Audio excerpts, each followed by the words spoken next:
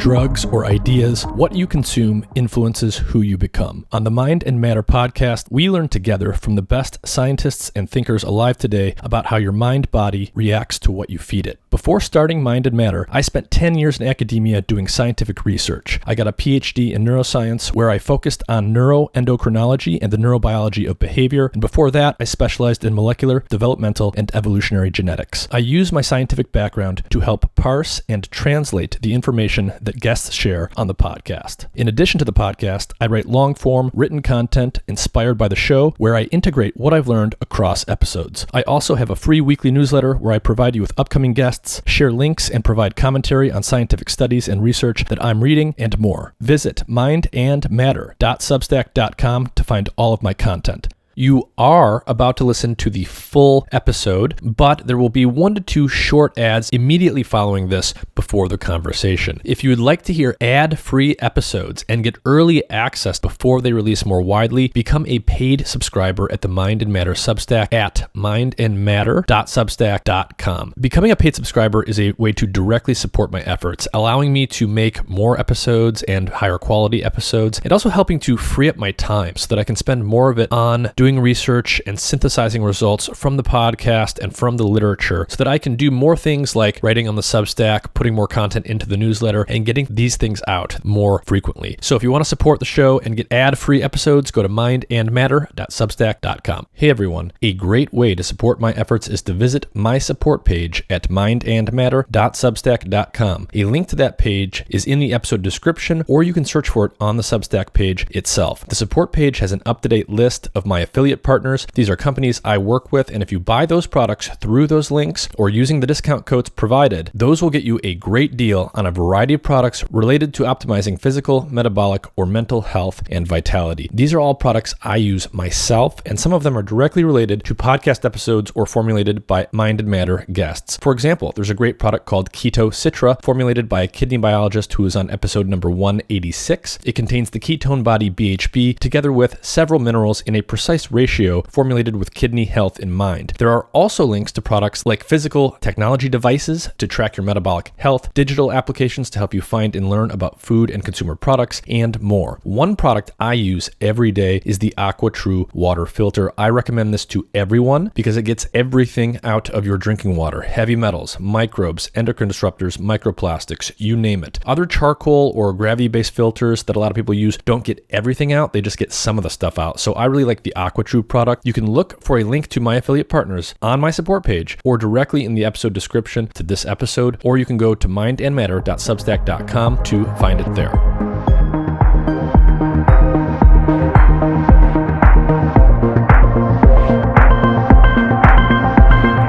All right, Dr. Alexis Cowan, thank you very much for joining me.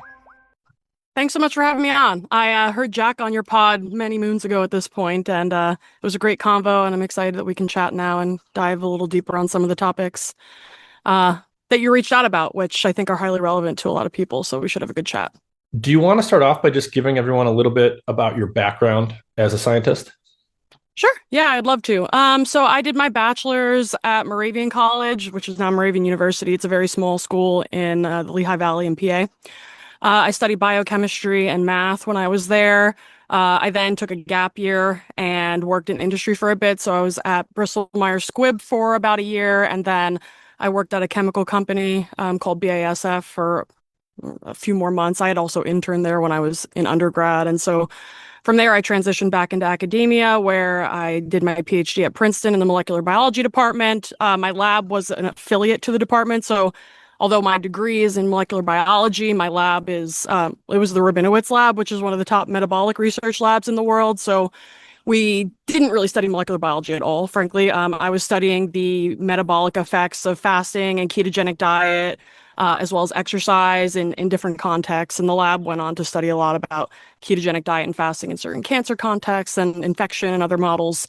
So that was my PhD. I graduated in December 2021, after which I started my business. At the time, I was very focused on the microbiome and gut health as like the cornerstone to vibrant and like widespread health. At the time, I hadn't fallen down the rabbit hole on light and quantum circadian biology and Jack's work. Jack Kruse, for anybody who isn't like up on that specific Jack that we're talking about, though definitely check out his work if you haven't already. So I, during 2022, built out my business, making protocols, educating people on science, lay people, doctors, etc. I went back for a postdoc at UPenn in 2023 in Christoph Theis's lab, who is now at Stanford. And I was working on building out a platform for multi-omics screening of different clinical samples, preclinical model samples as well. And during that year is when I fell down the rabbit hole of Dr. Cruz's work and really just kind of flipped the script on everything I thought was true and had to kind of reevaluate my preconceptions and my belief systems around health and what creates it. And so from that point, I really dedicated myself to studying the state of the science, historically up through modern day as it relates to light, circadian, quantum biology, and then kind of pivoted my whole practice overnight to really start, after integrating that information, educating people on it, why it's important on social media, as well as through coursework and one-on-one work as well. And so that's kind of how I got to where I am today. Yeah, and I want to talk to you today basically about non-image forming functions of light. So it's becoming more appreciated, but most people think about light in the normal way, like we use light to see. Light comes into our eyeball, and our brain uses it to construct images. But there's lots of things through the eye and through other organs that light does that have little or nothing to do with image formation. And so I want to start in the eye, talking about non-image forming cells and the use of light for things other than image formation through the eye. And there's an interesting biological molecule called melanopsin. And what is melanopsin? Let's just start there. What is melanopsin and what is it doing in some of the cells in our eyes that express it? Yeah, so I mean, people can think about melanopsin as this protein receptor that is specifically conditioned or evolved to interact with blue light and interface with that blue light, detect it in the environment, and then basically create a cascade of events that create certain outputs. As it relates to the eye, the back of the eye and the retina is full of melanopsin, and the back of the eye is directly connected to the hypothalamus within the brain via the retinohypothalamic tract. And that melanopsin, when stimulated, essentially sends a relay back to the hypothalamus to help specifically anchor in the circadian rhythm in the body via this blue light exposure at the level of the SCN, or the suprachiasmatic nucleus, which is part of the hypothalamus. And it's like a cluster of 10,000 cells. And funnily enough, actually, the SCN was only discovered in humans, I believe, in the 80s. It was previously believed that humans didn't have this. And I had the researcher who discovered the SCN in humans on my podcast like sometime last year. But it was essentially a technical error that prevented it from being discovered, which was kind of interesting because essentially the way it worked is when they were sectioning human brains, they were only taking like every 10th section, I believe, something like this, assuming that they wouldn't lose anything in that process. And turns out because the SCN is so small, they essentially missed an entire structure. And I just like mentioning that story because it's a perfect cautionary tale of hubris in science, and like the unknown unknowns are things that we can't account for, but we can at least have the humility to recognize that there is a ton that we don't understand. And part of that can be due to technical limitations, and part of that can be due to cognitive biases and other things. But anyways, so the SCN is this master clock in the body that essentially is integrating light information from the environment and then sending cues to the periphery to the cells in the body through mechanisms that basically can work via the endocrine system, for example, and others. Melatonin is one example of this.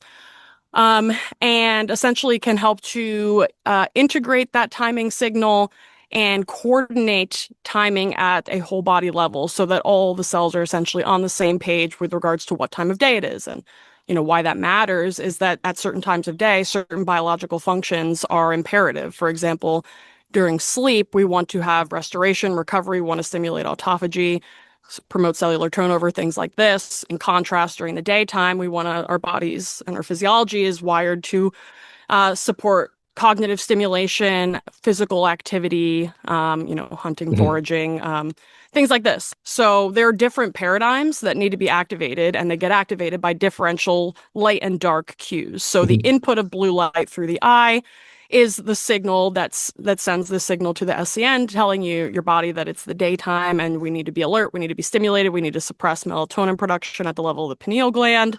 We need to be alert, awake, and able to do the things we need to do during the day. In contrast, when blue light is absent from the environment, which is supposed to be in the evening time when the sun goes down, that is the signal that allows the brakes to be taken off of melatonin production, that melatonin level to rise systemically via pineal production. And we can talk about melatonin in another context as well, because the melatonin produced by the pineal gland is only a small fraction of the melatonin in the entire body, and it plays very, very important roles in other contexts as well. Okay. So I guess, so one thing people should understand is, right, the eye and the retina is hooked up to multiple paths that go back into the brain. The classic sort of visual path is, cells of your retina that detect light for image formation purposes, like your rods and cones. They're hooked up to the visual pathway. There's part of the thalamus they go to, and the visual cortex, and that's all of the pathway involved in generating your visual perception. But there are other pathways. The one that you're talking about, these melanopsin cells are hooked up to the hypothalamus, to a part of the hypothalamus called the SCN, which is the master circadian clock, which is synchronizing circadian rhythms in all over the body ultimately. And you're saying these melanopsin cells are basically keeping track of what time of day it is, and they're doing that predominantly through sensing how much blue light is coming into the retina. Yeah. And I actually, so to add even more nuance to this, I really like to think about light as so we think about Morse code as a binary code of dots and dashes. I really like to think about light in a similar way, except it's not a binary code because there's more than two wavelength options that our body is interpreting. So we can look at light in this way as like a complex signal that is sending information and encodes information. And when we think about it in that way, if we compare, let's say, light at sunrise to light at midday, the light at sunrise has way more of this red and infrared dominance with some blue as well. So in nature, blue is always balanced with long wavelength light. And in the morning, we're still having some of that shorter wavelength blue light present, but the red and infrared predominates. As the sun approaches high noon, the path that the light from the sun travels through our atmosphere becomes shorter. And so more of that short wavelength blue, but also more UVA and UVB can penetrate through the atmosphere and reach us on the surface of the planet. And so that high noon sun, which integrates still an abundance of red and infrared, over 50%, but now a higher fraction of blue, up to 25%, as well as UV, up to 8%, depending on where you are, now enters the picture. And that combinatorial message is encoding information, telling the body that it's midday, maximal, stimulation.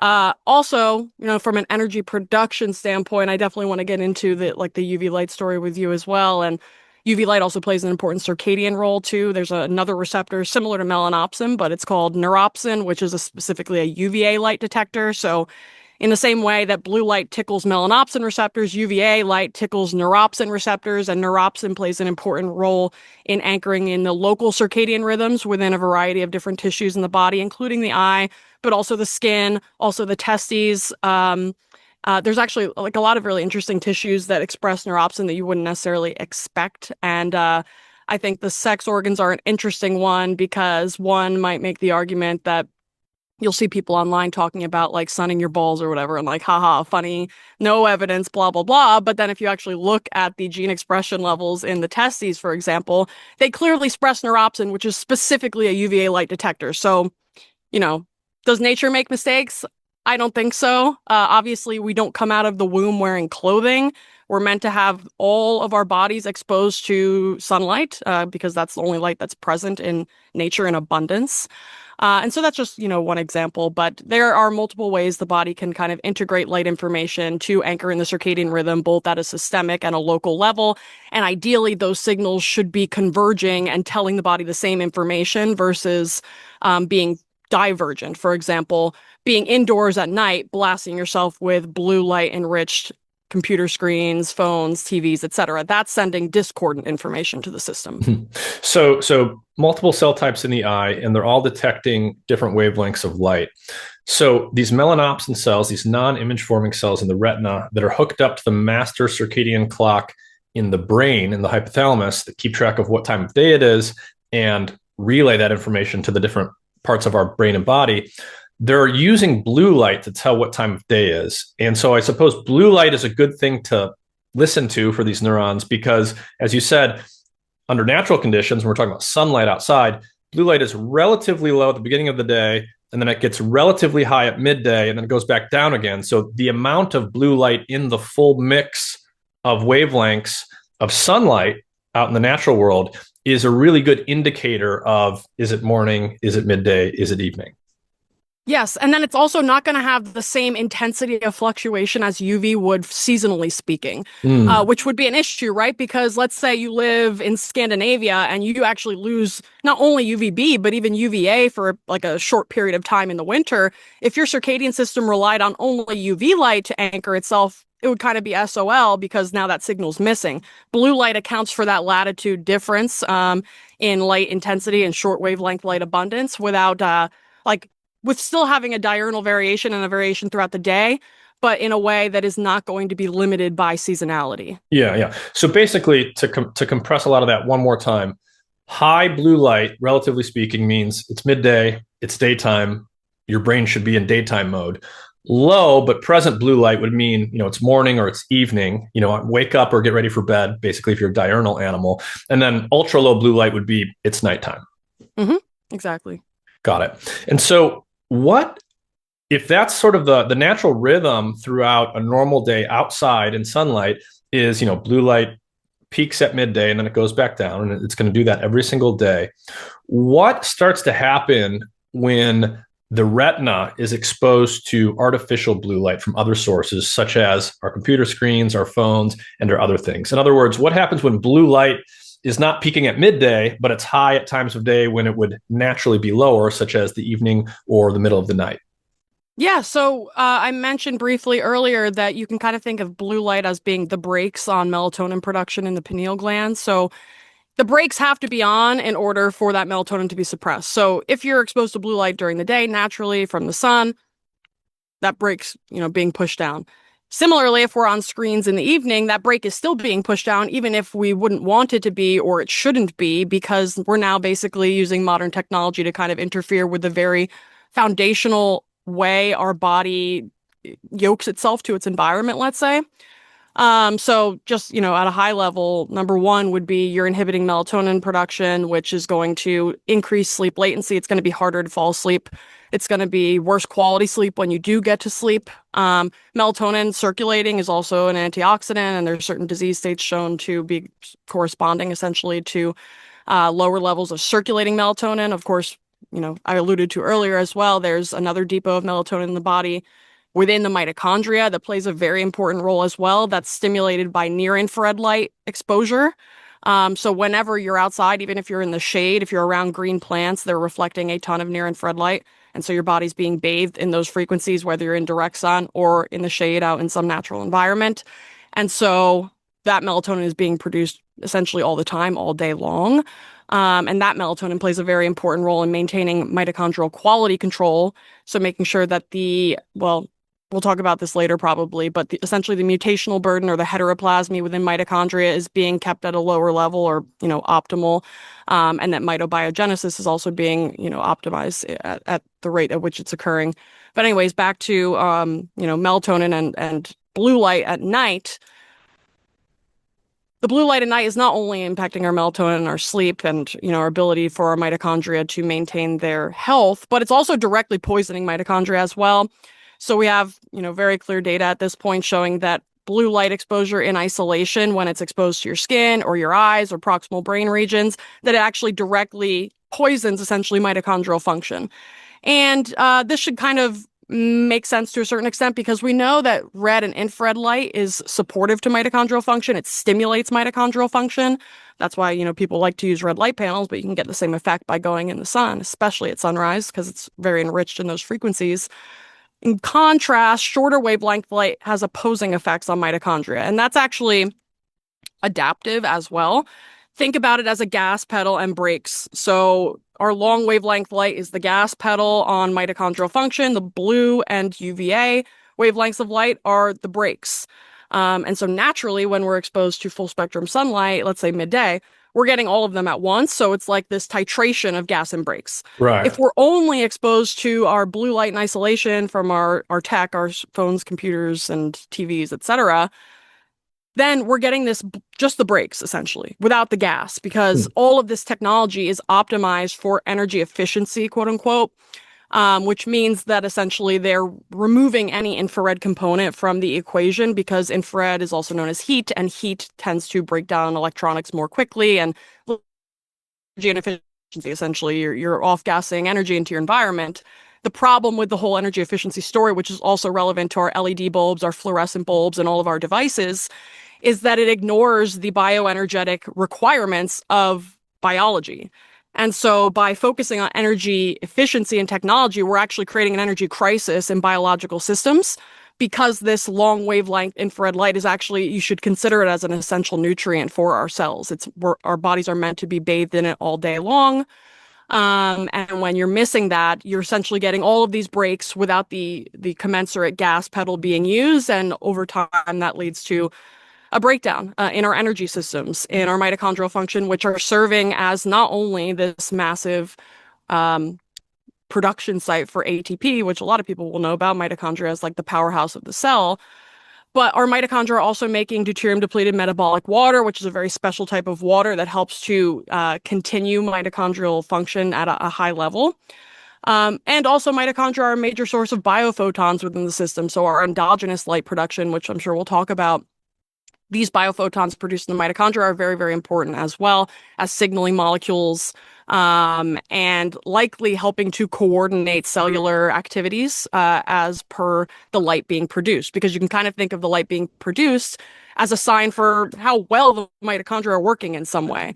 And so it can be a signal to other parts of the cell that, okay, we have plenty of energy on board. Even if we don't see the ATP, we can see the biophotons, and that can lead to not only kind of, let's say, an integration of the energetic state of the cell, but it can also directly help to activate certain enzymes, let's say, because if you look at the work of Fritz Popp, he will tell you, and he's like one of the fathers of biophoton research, he will tell you, if you listen to some of his interviews and read his works, that the enzymes and molecules within cells they can't be metabolized, and they can't metabolize efficiently unless they are actually absorbing photons of a specific wavelength of light within their absorption spectra.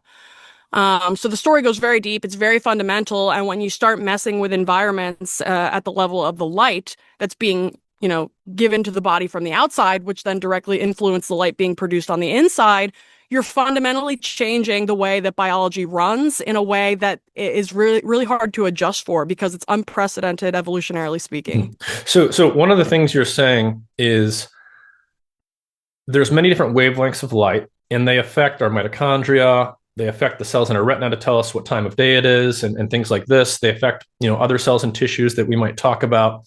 But, a lot of the enzymes and proteins in our bodies are functionally modulated by different types of light. So maybe an analogy here for people would be, when we think about nutrition and we talk about like vitamins, a lot of vitamins are cofactors for enzymes. So the presence or absence of certain cofactors will affect how efficient an enzyme is in whatever chemical reaction it's facilitating.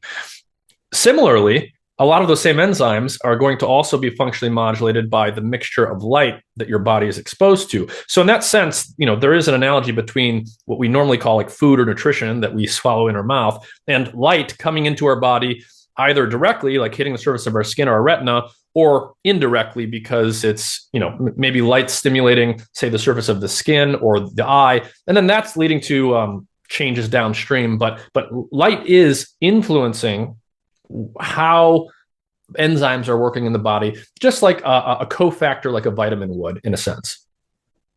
Yeah, I totally agree. And I like to think about things as it relates to light nutrition, and because I think it's something that people can relate to, because we're so conditioned to think about, the diet as it relates to nutrition and certain nutrient inputs creating certain health effects or disease effects in some cases. And so I think it's helpful to think about light in the same exact way, because then we can very clearly diagnose when somebody is overdosing on certain frequencies of light and when they're deficient in others. Yeah. And so just like when we think about food, right, what we would call like a natural or traditional food, it's going to be certain combinations of calories and macronutrients and micronutrients. And processed foods oftentimes have combinations that, our bodies were just never exposed to in evolutionary history. And there's, again, an analogy there with light. As you said earlier, during the daytime, there's always some combination of longer wavelength red and near infrared light together with shorter wavelength blue and UV light.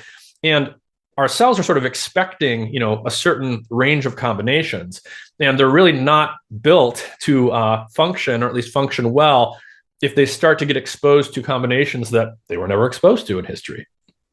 Exactly. And I think we can actually take the analogy a step further, where it's no longer even an analogy, we're talking literally, and that is that you can think about food as a barcode for the light environment in which it was grown.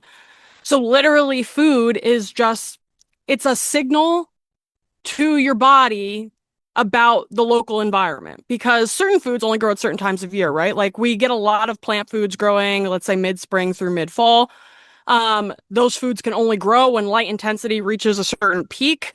And so those foods are actually carrying the photonic information of the local environment to your body. This is also where the issue comes in our global economy, where you can eat avocados in the middle of winter in New England. Like, what information are we actually sending to the system? Because that food cannot grow in that environment. And so it's, again, some level of discord there.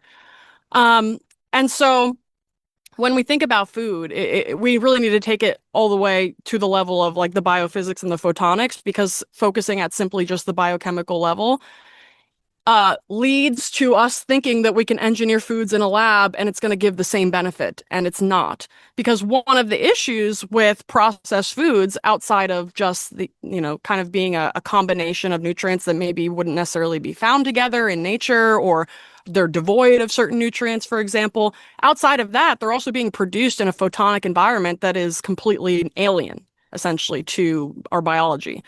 These foods aren't, being processed under sunlight. They're being processed under fluorescent lights, typically, or perhaps LEDs, which are, again, highly enriched in blue light, no near infrared and red light much, being represented there. And so the food that the light that our food is exposed to is influencing the photonics of the food. Like, for example, amino acids like tryptophan, phenylalanine, tyrosine all absorb strongly in the UV. And so if we have a protein-rich food that is highly enriched in the aromatic amino acids, but there was no UV light in the environment that thing was grown in, are we getting the same benefits from these nutrients? Is part of the benefit of the nutrition actually the light information that's coming along for the ride? These are kind of questions that aren't really being asked within, let's say, the ivory tower of academia. And it's one of the reasons why it's just kind of frustrating when you start jumping down the light rabbit hole on like how many low-hanging fruit questions there are that aren't even being asked, just because there's either a misunderstanding about the topic, or a lack of funding to research the topic, or just, incentive structures that aren't aligned to ask really good questions. There's a lot of issues with that area, but I really think it's important to think about food in that way, because when you do, it becomes really clear why you would want to source your food locally and like support your local farmers, not only from a socioeconomic perspective and like supporting your regional economy perspective, but from a biological perspective as well. Yeah. So going back to these melanopsin cells, non-image forming cells in the retina, and how our eye can sort of keep track of, and our brain can keep track of what time of day it is using blue light.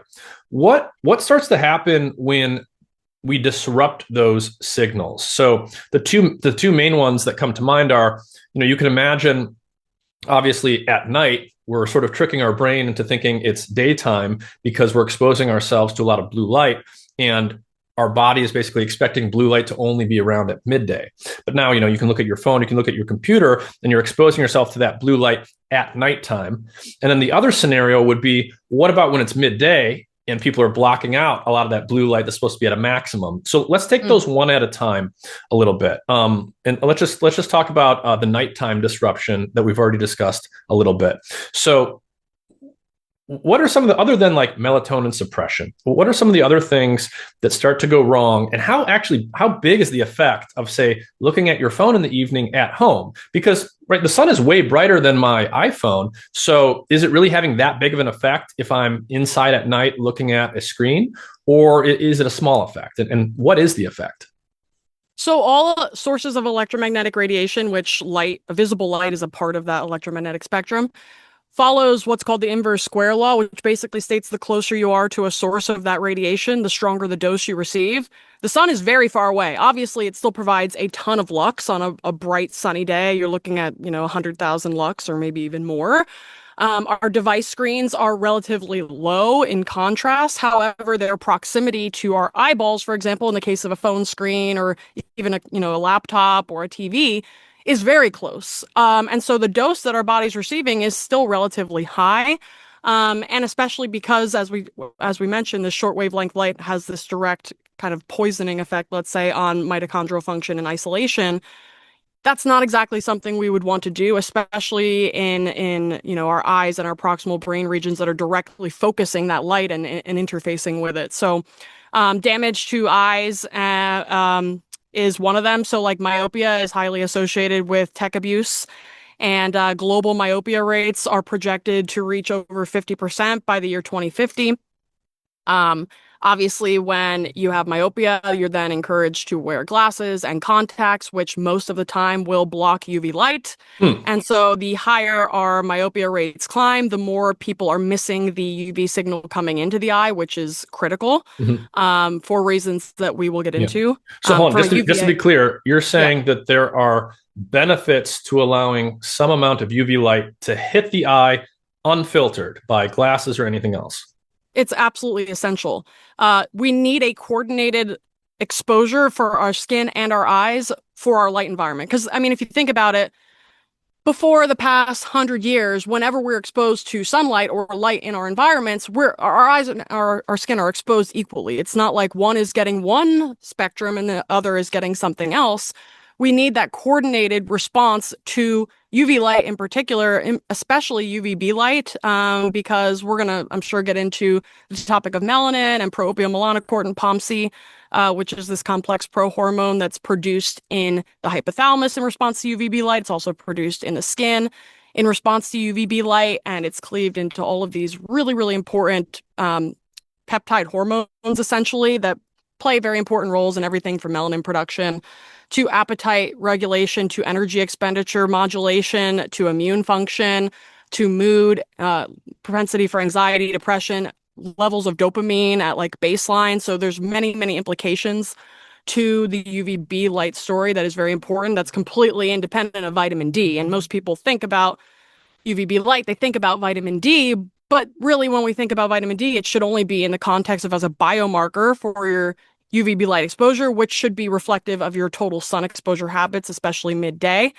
If we think about vitamin D as this standalone marker that's important in and of itself, that leads to the paradigm where we think we can supplement with it, get away with that, and reap all the benefits, and that's just not the case.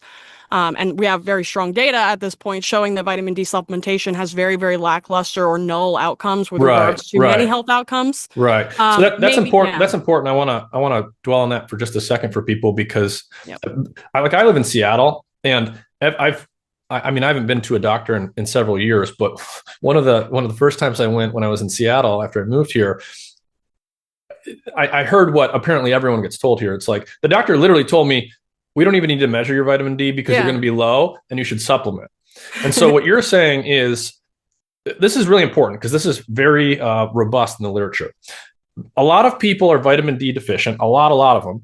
And almost all of the literature says that vitamin D supplementation doesn't seem to help with anything, even though it does increase your vitamin D. What you're saying is that vitamin D is basically a biomarker of your light exposure. So it's not just about vitamin D in isolation. You have to think about it in the context of the light environment, especially.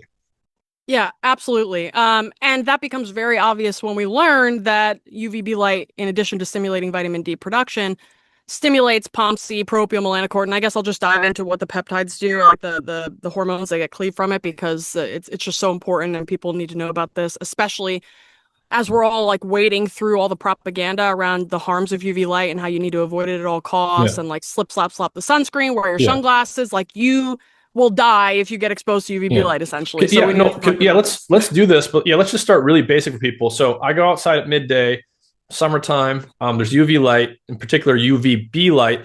It hits my skin. Can you walk us through the basic steps going from UVB to vitamin D and what's happening sort of before and after it's produced? Yeah, essentially, cholesterol is within the skin cells, within the membranes, and maybe like the intercellular space as well.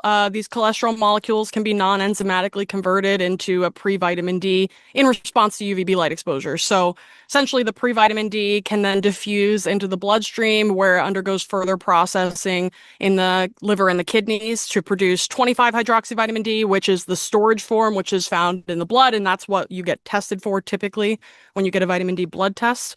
And the last step of conversion creates 125 dihydroxyvitamin D, which is the final form that has all of these effects on like gene expression and mitochondrial function as well.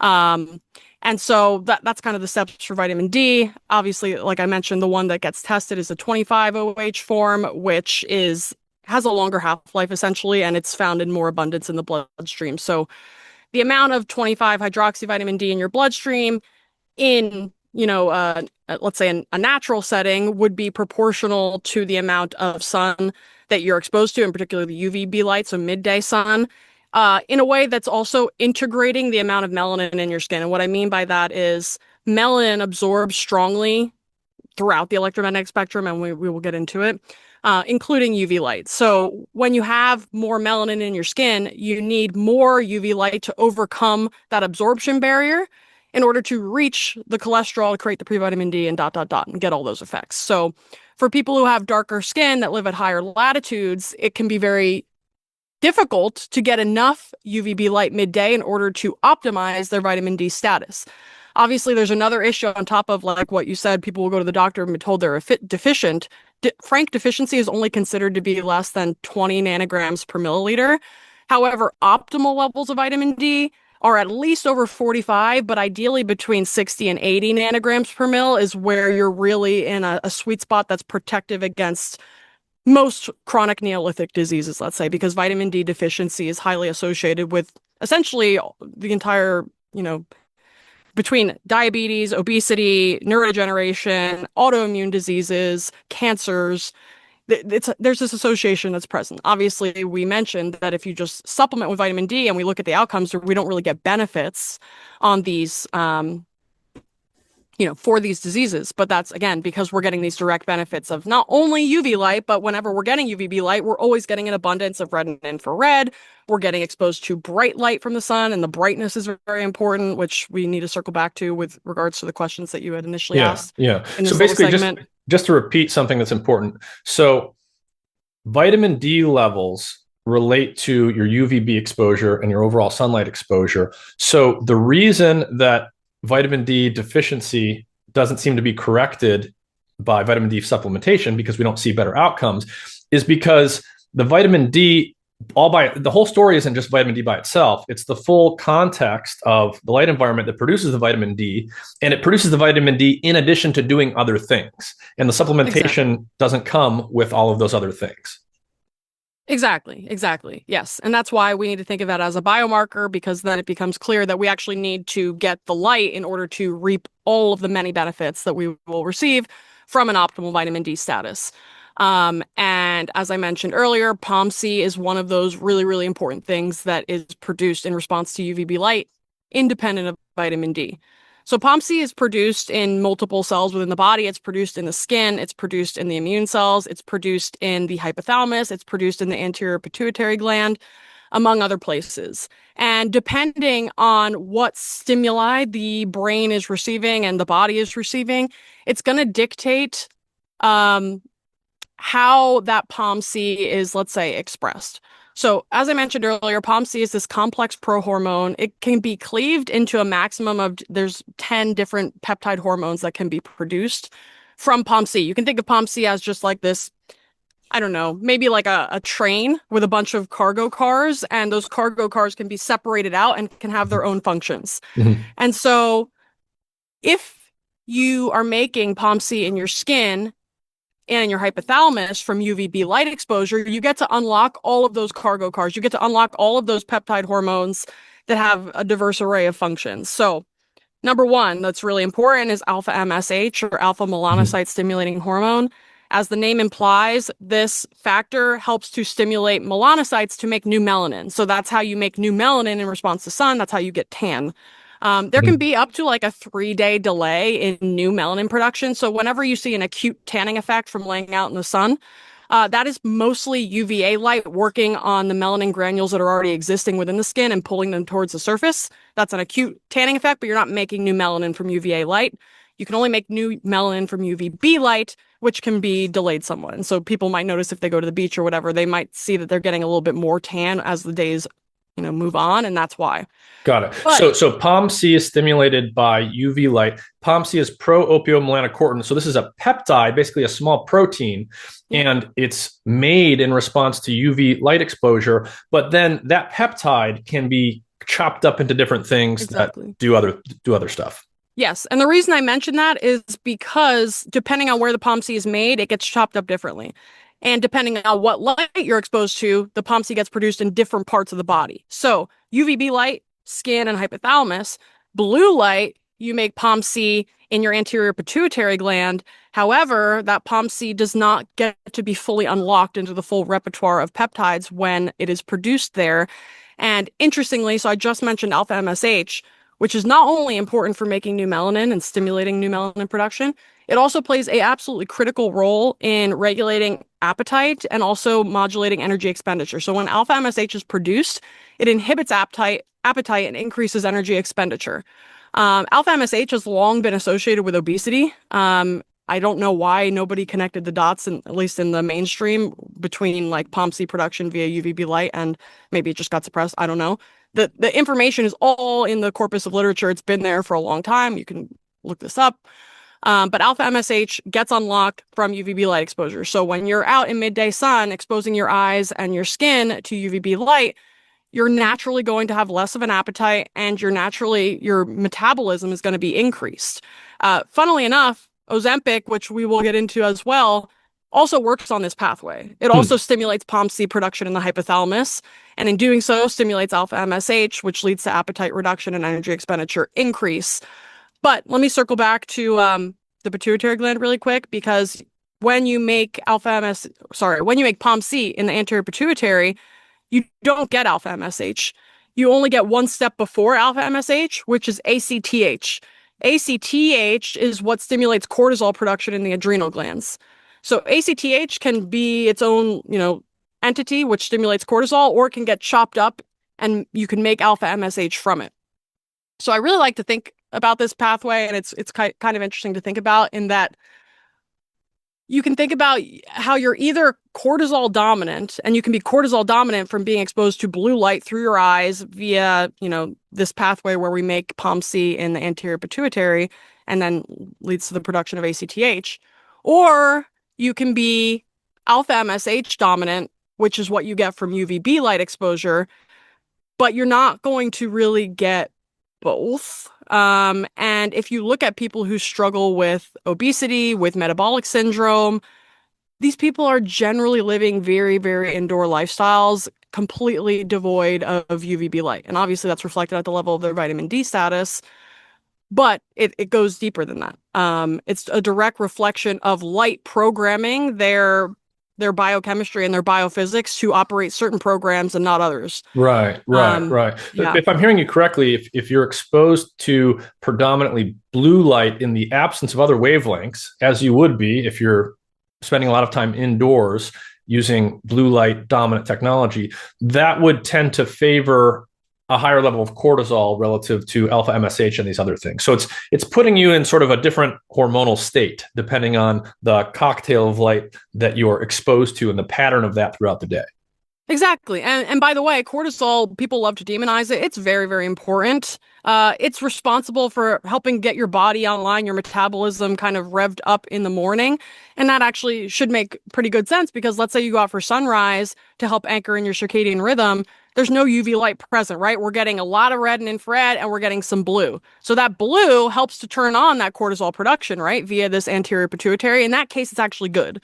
The blue light's not in isolation, but relative to UV light it is, right? And so we're getting the cortisol production, which helps to optimize our morning cortisol spike, which should be happening in the morning, and it's yoked to that light environment. Cortisol is a circadian biosensor in the same way that melatonin is, but cortisol is a sensor of light and melatonin is the sensor of dark, and they kind of go hand in hand, and their curves are like inverse to one another. Cortisol peaks when you have light peaking, and melatonin peaks when you have darkness. It has to be fully dark in order to optimize that. And so, yes, when it comes to POMC, we have this differential effect depending on which tissue it's being expressed in. But in the hypothalamus and the skin, we're getting this full repertoire. And I want to circle back to some of the other things produced when we get that UVB light-induced POMC because they're extremely important. So one of the other factors that we make is beta-endorphin.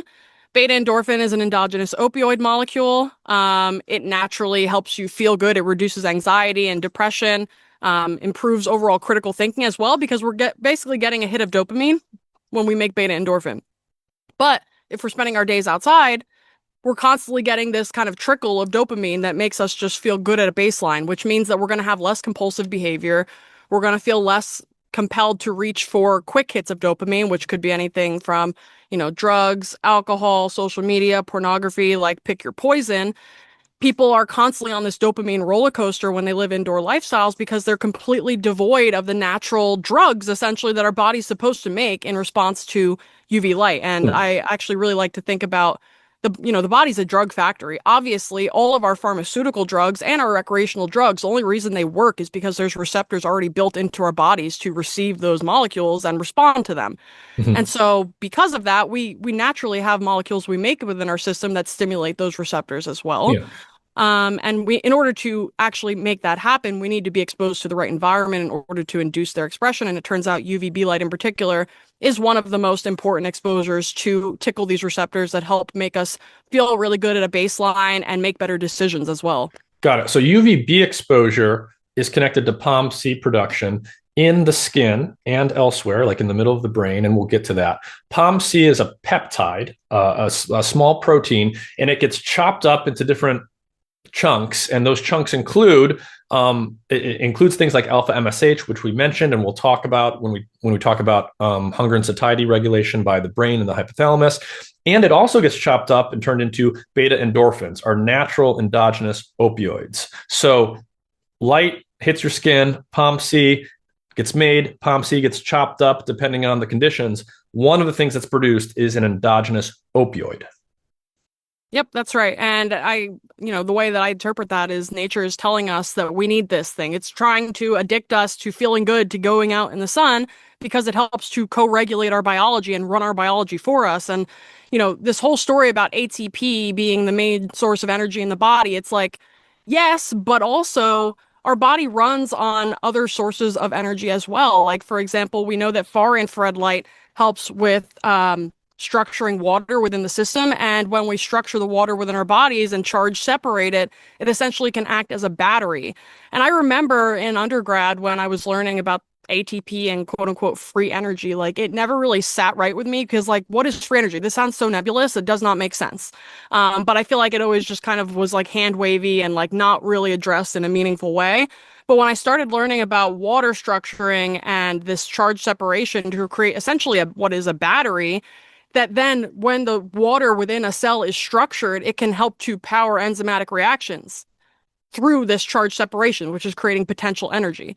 And that, yes, the ATP serves a role, but what the ATP is essentially doing is by adding the phosphoryl group onto an enzyme, let's say, it's changing the structure of the enzyme to allow the structured water to go places where it couldn't go before. And that's what's actually catalyzing the reaction. It's not the ATP per se. And so I felt very lied to when I learned that. I'm not gonna lie. But it's very, very interesting, and it completely changes the paradigm with regards to what environment actually creates health in a bioenergetic sense and in general. It completely flips the script on what inputs we need and actually in order to be healthy. So I want to go back to the skin and talk about melanin production. So the standard story one would hear about UV exposure to your skin and about melanin and tanning and that stuff that you would hear, say, from a dermatologist, most of them, is UV is high energy light. It's mutagenic. If I go outside at midday with no sunscreen and no shirt on, and I expose for those who can't see me, very light skin to UV, it's going to mutate my DNA. It's going to induce oxidative stress and promote aging. And a dermatologist would say the whole point that I'm going to produce extra melanin and maybe get a little bit darker if I start going to the beach in the summer is because the melanin is my natural sunscreen and it's trying to block all of the bad effects of the UV light that are coming in. So it's all about just mitigating what are entirely the bad effects of UV light. You seem to be telling us that there are lots of good things that UV light is doing. So how would you sort of tell someone the story of what UV is doing to our skin and why we're producing melanin? And, is it all good? Is it all bad? And how do you think about sort of like, presumably you wouldn't go out at the equator and sit in the sun all day long. But how do you think about sort of the balance of too much and too little UV exposure and the balance of what you would say are some of the benefits of UV exposure with some of the risks that come from the high energy nature of these photons? Such a loaded topic, and I have so many things to say. So when I was in El Salvador staying with Jack, I did indeed sit outside all day, and my skin is actually pretty well adapted to that. So for those not watching, I'm mixed, so like half black, half white. But when you say you sit outside all day, were you in the shade part of the time? Were you directly in the sunlight for 6 hours? With no shade? Well, no, we were doing some things. I didn't burn it all though, but I was laying out for at least 2-3 hours, let's say, in the midday, and it wasn't an issue for me. But that's an aside. Let me tell you a little bit more about what I'm thinking here, and then we can talk about how burning is kind of optional, as long as you're doing things a certain way. Right. So the way that I think about this melanin story is kind of sociological or even socio-political a little bit, and from a couple different angles. So the way that I see the demonization of melanin and UV light is like really colonialist programming in action, that stems back essentially to kind of like puritanical Northern European ways of thinking and ways of viewing the world, whereby darker skinned individuals were seen as like dirty and poorer, basically, and that was a bad thing, and that the lighter your skin, the more, essentially noble you were in a way. And you see this persisting in so many cultures to this day, especially in East Asia and Latin America. Like I have many friends from a couple friends from Colombia, and my one friend tells me all about, she's all into the light story now, but her grandma is like very traditionally minded. Obviously, Latin America was heavily colonialized, and the imperialists kind of went through there like crazy. And so they have this mindset of like, no, you don't want to get darker skin. That means that that you're like poor or that you're bad or something. And it's just the program you're on is crazy. But anyways, let's talk about the science, because I think that's where the most compelling story lies. And I could actually probably make the argument that keeping people out of UV light and keeping them from cultivating their melanin is a way by which to make people more easily programmed and manipulated. And we will get there. So melanin, I mentioned, new melanin is produced in response to UVB light. Some people are born with a lot of melanin. Those individuals are more adapted to an equatorial environment. Some people are born with very little melanin, and I'm talking specifically on our surfaces. All of us have melanin deep in our brains and our immune cells, and a lot of different parts of the body have melanin. But as it relates to our surfaces, the amount of melanation varies depending on your ancestry, essentially. Obviously, dark skin is adapted to a more equatorial environment. If we look at some of the darkest skin on the planet, we're talking like Nairobi, Kenya, which is not only equatorial, but also very high altitude. And as you go up in altitude, essentially the light has less atmosphere to pass through, so UV content is also higher as a result of that. So we have these individuals with like super dark skin that is not simply just to protect the body from UV. This is like the programming that I'm alluding to, is that, oh, the melanin is produced as a way to protect the body from these dangerous rays that cause harm. No, my argument is that, and this is also substantiated within data across multiple different species as well, that the purpose of melanin is not to protect from UV, but it's to harness UV. How silly would it be for the body to produce this pigment that can absorb UV and not do anything with it? It would be such a waste of these high energy photons, right, that are coming from the environment. And I think the perfect example to kind of highlight this is the mushrooms from Chernobyl. So there were these fungi that were discovered in Chernobyl in the 90s that basically scientists went in and they found all of these like pitch black mushrooms growing in this nuclear fallout. And they're like, what the heck is this? And then they end up studying them and they end up finding, oh, wow, this pigment, this black pigment is melanin. And turns out these mushrooms are using the melanin as a way to harness the high energy nuclear fallout, these essentially gamma rays from this nuclear fallout, as a way to actually make energy. So they were using this melanin productively as a source of energy in their environment. Also, interestingly, maybe people don't know, but evolutionarily speaking, mushrooms are more closely related to animals than they are to plants. So we have a lot in common with all forms of life, but mushrooms even more so than plants. Then you can kind of fast forward to the work more recently of Dr. Arturo Solis Herrera, who is studying this human photosynthesis hypothesis, which basically his thesis that he's been studying for quite some time now is that yes, melanin is not just this protective pigment, it's actually harnessing high energy photons from UV light in the environment and using it productively as a source of energy. And if we think about it from a first principle standpoint, it actually makes really good sense because what happens when you go in UVB light in particular, as we talked about, your appetite decreases and your energy expenditure increases.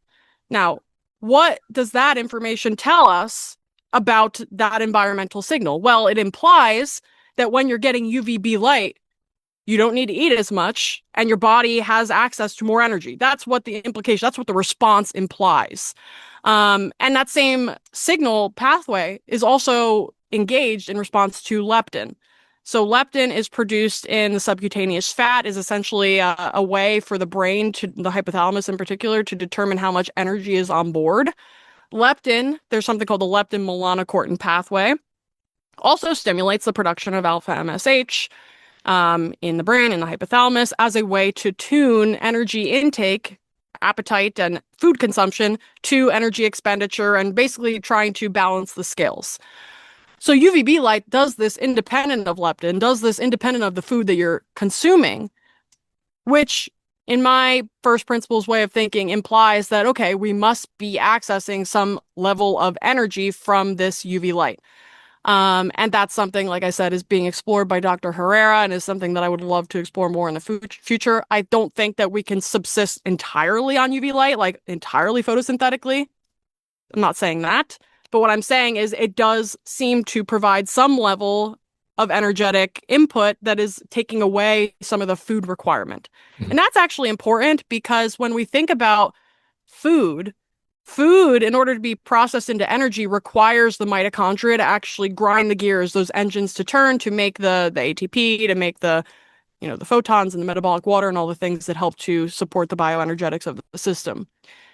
But if we're running, let's say, primarily or somewhat more so on structured water from far infrared light and UVB light via some interesting yet still kind of unknown mechanisms, that takes a lot of the load off the mitochondria, right? In the same way that, like, if you're driving a fancy car, a sports car, if you constantly are putting the pedal to the metal and like just running your engine into the ground, it's going to burn out more quickly, essentially. And so the way that I see the mitochondria, if we're using this engine analogy, obviously it's not a perfect analogy because we're not just machines and they're kind of living entities in and of themselves, especially if we think about like the endosymbiont theory, which basically states that mitochondria came from bacteria at some point. But independent of that, if we think about this engine kind of analogy, we can see that anytime we can give our bodies an input that helps to take some of the demand or load off of the mitochondria, that would actually be beneficial for us and our mitochondrial function, especially when we think about mitochondria as the organelles of longevity. When we think about heteroplasmy burden, which is mutational burden in our mitochondrial DNA, as the quintessential biomarker for aging that tracks perfectly. We increase heteroplasmy roughly 10% per decade. There are ways to reverse heteroplasmy through optimizing our mitochondrial quality control mechanisms.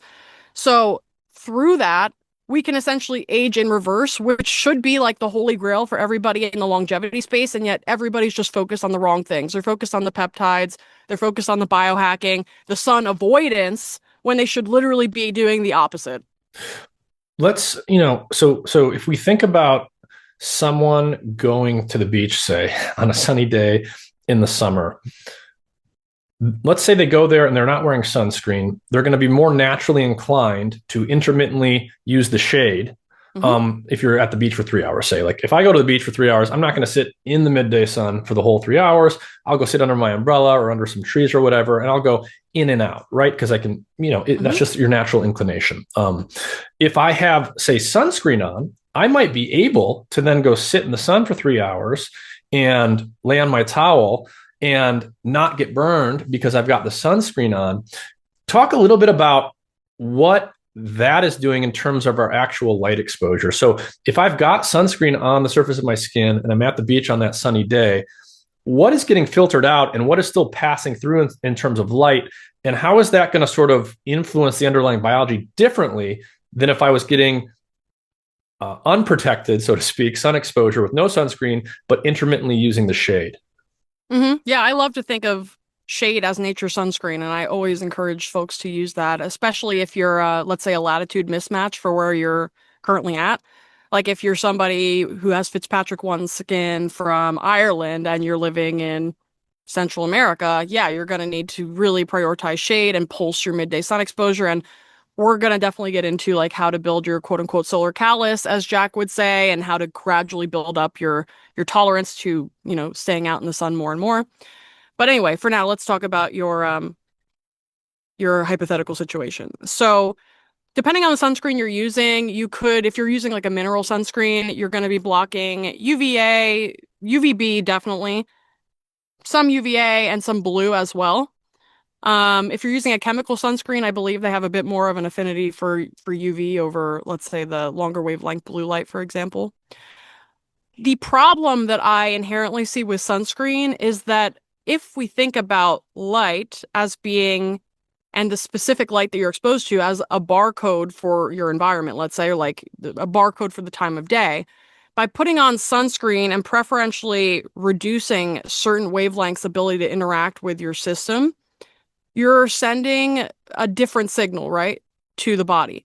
Like we talked about earlier, that, the ratios of red and infrared to blue to UVA, UVB is providing timing information, temporal information to the system to help it regulate itself.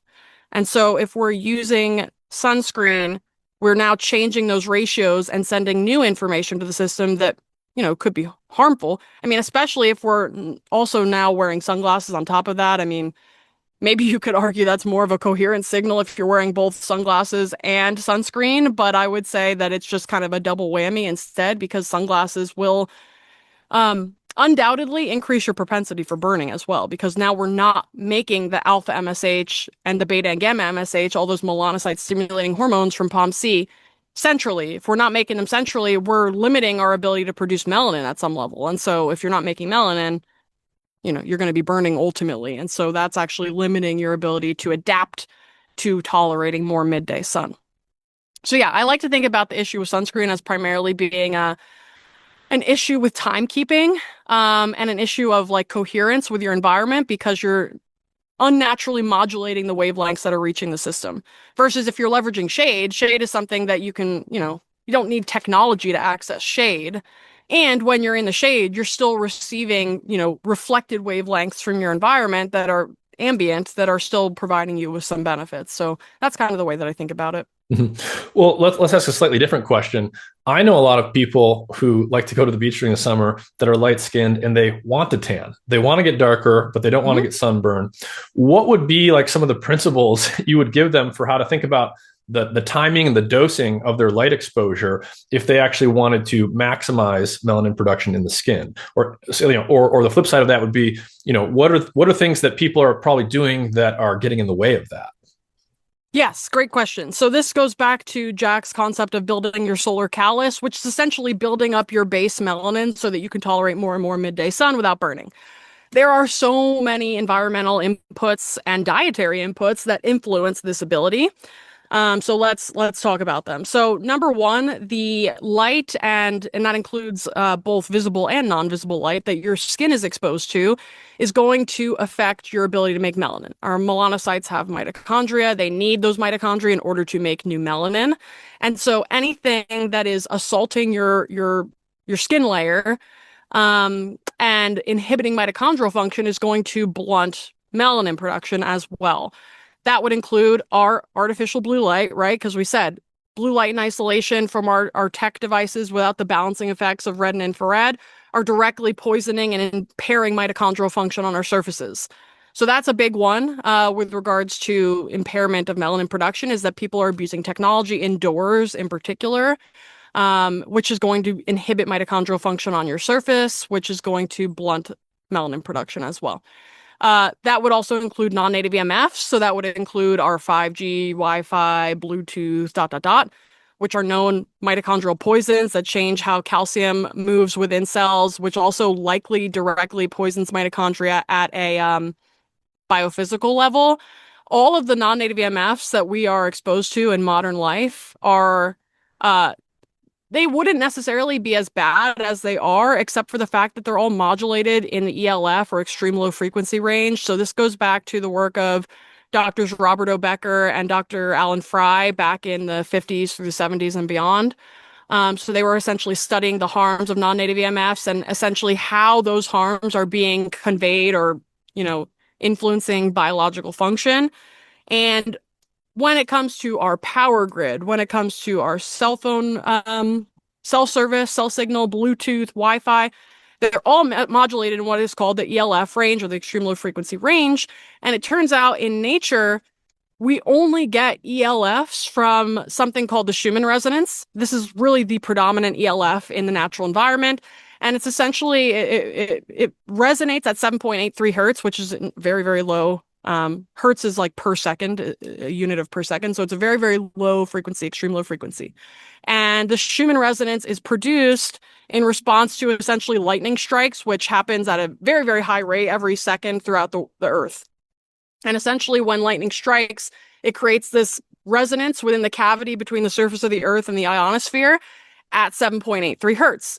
And this 7.83 hertz Schumann resonance is very important for syncing the biocycles of the body. So Becker did a lot of work on this, essentially showing that when you block individuals or animals from receiving the Schumann resonance, like let's say you put them in a Faraday cage for a period of time, that their biocycles get all screwed up. There's what was once a 24-hour cycle, circadian rhythm, gets super stretched out.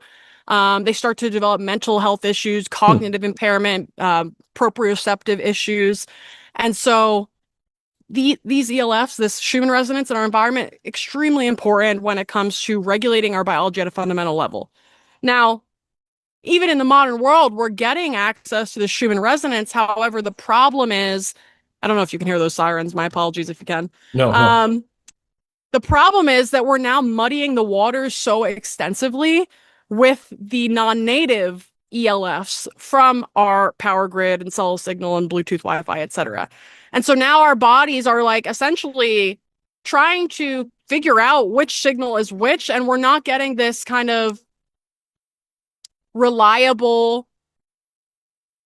signal, I guess is the best way of putting it, from our environments to help our bodies sync up those biocycles that are really important for timing in every cell of the body and at a systemic level as well. And so these ELFs, these exposures are a big issue as it relates to mitochondrial function throughout the system, but including the skin as well. So, turning off your Wi-Fi when you're sleeping is a really easy way to kind of mitigate this. You're not going to be using it anyway. You're asleep. So you could put your Wi-Fi router on a timer, for example, or better yet, like just use Ethernet whenever you can. You're going to have faster internet that way, and you get to avoid this issue of Wi-Fi altogether. And again, when it comes to EMFs, the inverse square law reigns supreme. So that means that whenever you have a source that's close to you, it's going to give you the highest dose. So not using your laptop on your lap, not putting your cell phone in your pocket, not spending time in a room with a Wi-Fi router or using Ethernet instead. These would all be simple ways to help mitigate EMF exposure in your, office space or your home space. In addition to that, we can also talk about circadian timing as well. So when you get out and see sunrise and help to anchor in that blue light exposure from sunrise and get that SCN on board and help turn everything on at the same time, you're getting that stimulating effect of the red and infrared light on mitochondria. You're getting the blue light optimizing the cortisol response. You're getting this circadian optimization effect essentially from seeing sunrise and also getting darkness at night. So when you do those two things, you're helping to sync your skin cells with the entire system as a whole, which will help to produce new melanin. And that also goes for meal timing as well. So there's research actually showing that when you eat late at night, you're more prone to burning. And that turns out it's because your skin, your lungs, and your gut are all barrier tissues, right? And so all of the barrier tissues of the body are very yoked to one another. They're in constant communication. And that's why oftentimes, let's say for like C-section babies or formula-fed babies, we often see issues with what? IBS, eczema, asthma. They travel together. And it's because all of these barrier tissues are, you can kind of think of them as one and the same. They're just like different fractals or reflections of one another.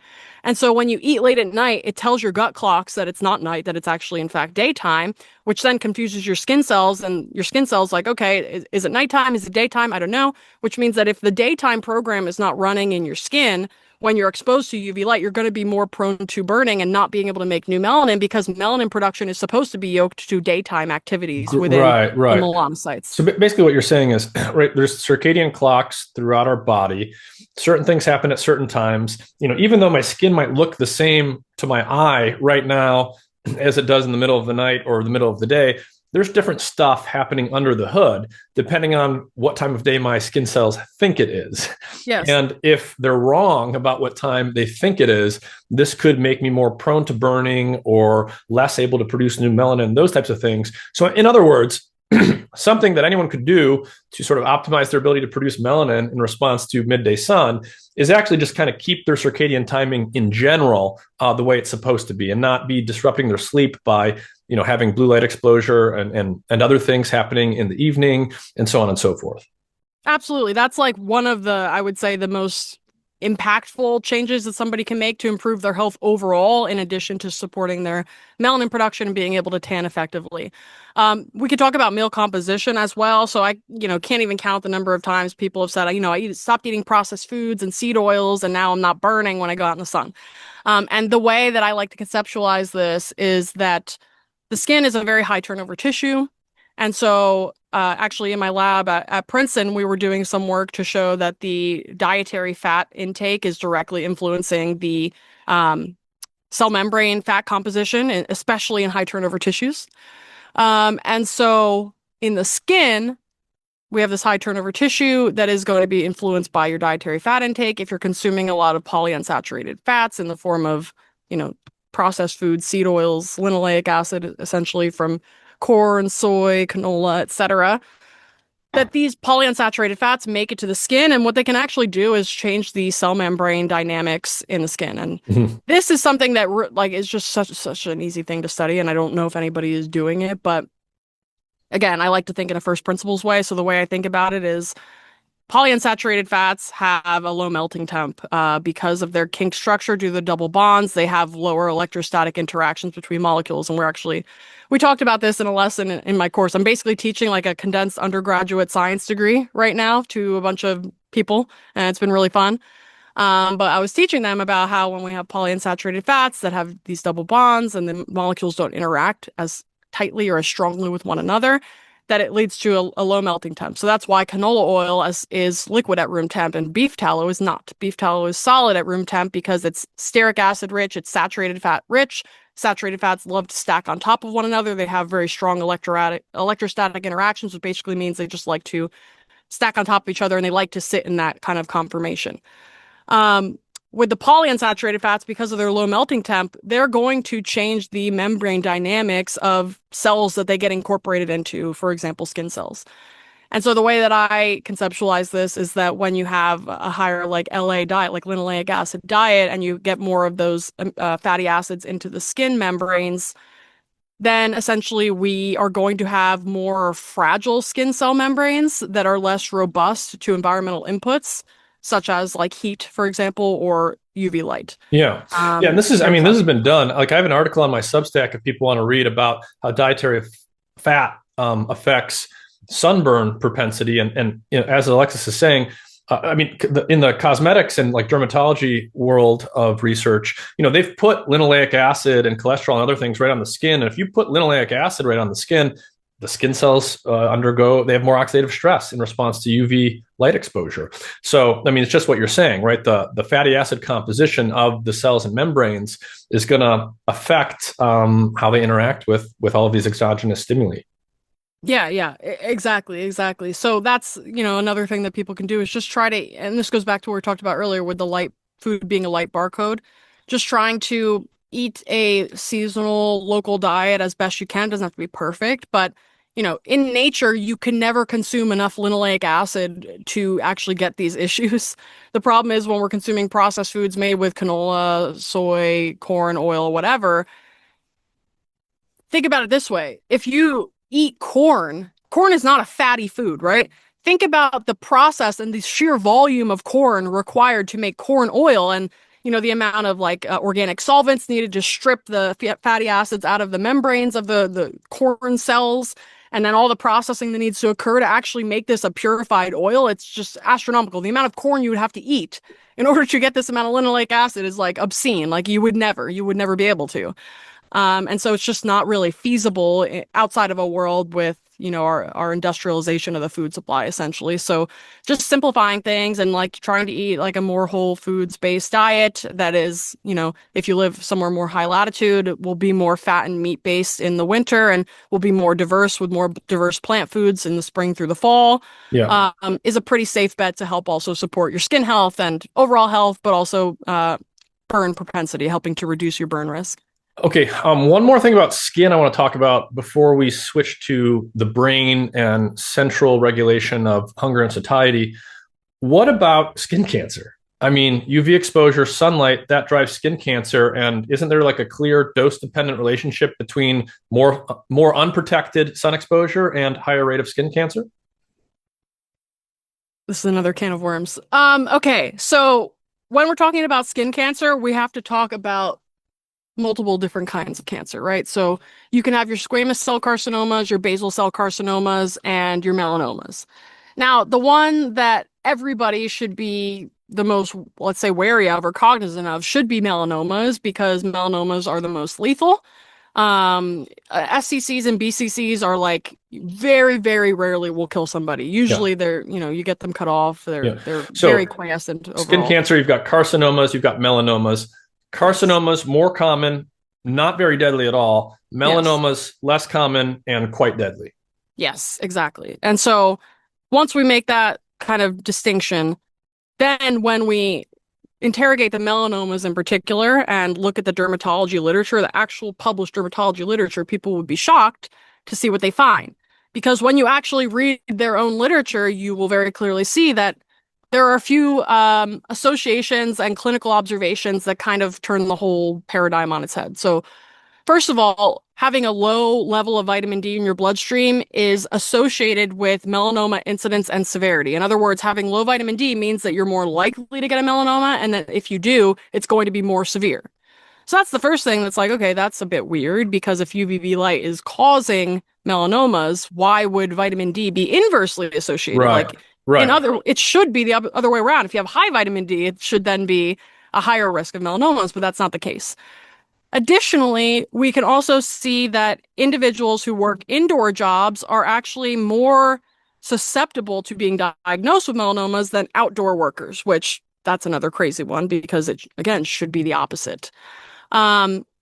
And if you actually look at and do sun exposure questionnaires, the data on that within the dermatology literature shows that people who get regular daily sun exposure are less likely to get melanomas than people who practice no sun exposure or have intermittent sun exposure.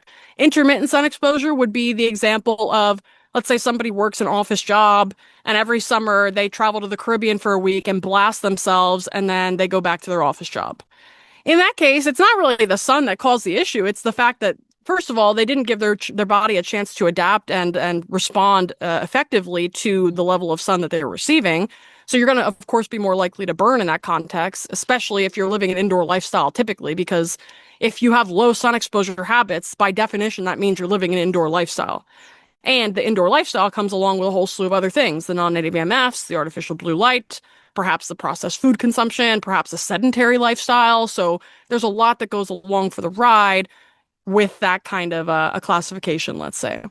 So those are kind of the three major highlights within the dermatology literature as it relates to melanomas that essentially tells us the opposite. It tells us that if we get regular daily sun exposure, if we're gradually adapting and allowing our bodies to respond to sun daily versus never getting it and blasting us or just never getting it, period, we are going to be less likely to be diagnosed with melanomas, which are, of course, the most deadly. And if we were to get diagnosed with melanomas, they're going to be less severe.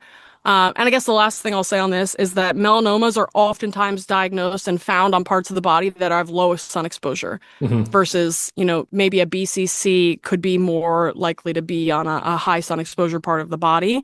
However, even with the carcinomas, one could make the argument that if you're building your solar callus and not burning, that they would be completely unassociated with sun exposure as well, that it's just simply like a mismatch between a body that's not expecting to receive a lot of sun and, getting blasted essentially. So if we turn now to thinking about hunger and satiety and central regulation of hunger and satiety by the brain, we're going to be talking about the hypothalamus. One thing that people often find kind of funny is, we talked about melanin, we talked about POMC in the skin. We find these things in the brain as well, deep in the brain in a variety of cells. Can you just kind of at a high level, people normally think of melanin as the skin pigment thing, and it's all about the surface layer and the exposure to the sun from our external surface. Why would things like melanin and POMC and all these things also be found deep within the brain where none of that light is actually penetrating? Yeah, I mean, that is a great question that I would encourage everybody to ponder and meditate on. So I really like to focus in particular on melanin within the substantia nigra. So it's literally called substantia nigra because it is black to the color. If you were to cut somebody's brain open around that structure, you would just see this inky black kind of flecks within the brain. And it was discovered that this part of the brain that's chock full of melanin is extremely important as it relates to dopamine production and human movement and essentially regulation of dopamine movement and asymmetry within the brain. And the reason I bring that up is because it is the primary part of the brain that is affected in Parkinson's disease. And so much to say. The one thing I want to highlight about Parkinson's, which is obviously a neurological disorder, it's a neurodegeneration, and it results in tremors. Basically, people lose the ability to move over time, and eventually it can affect basically all the motor neurons and can eventually lead to issues with swallowing and ultimately even issues with breathing if it gets very, very advanced. Dopamine is not only really important for critical thinking and, managing compulsive behaviors and things like this and the reward part of the body, but also it's really critical for movement. And you can kind of think about movement, like every time you take a step forward, your brain gets a micro reward because let's say you set this very micro goal of I'm going to take a step forward. Then the body basically is rewarding itself saying, good job, you did it. Now let's do it again. And it's like these little micro rewards that involve dopamine within, in particular, this part of the brain to allow you to engage in standard locomotion and just human movement. As this melanin breaks down, and by the way, in advanced Parkinson's disease, loss of melanin within the substantia nigra is very apparent. And so dopamine and melanin share the same precursor, tyrosine. That's an aromatic amino acid that absorbs in the UV.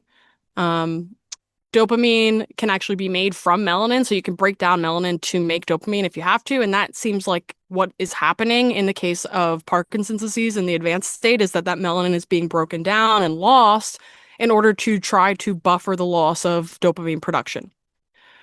And the most interesting epidemiologic observation around this is that Black people do not get Black people do not get Parkinson's disease. And that should really start making people question what do you mean? They just have it at a much lower rate? They don't, yeah. There's no Parkinson's in people of African descent. Almost none. None. Wow.